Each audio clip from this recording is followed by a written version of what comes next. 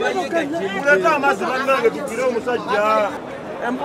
An accident yakudde wano sawa emu naye ndoze emaze sawa nga 2 n'ekitundu nga terabikako wabula abazinya moto batuyambye nnyo bo bagezesaako okwanguwa.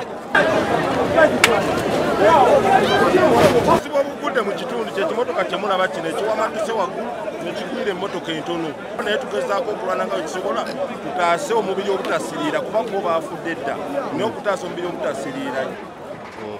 Fire brigade yazze naye tetulaba temuli mazzi njereere temuli mazzi abantu babulijjo be batandise osomba amazzi okuva ewaabwe mu mayumba tegeera fire brigade iri wali eri temuli mazzi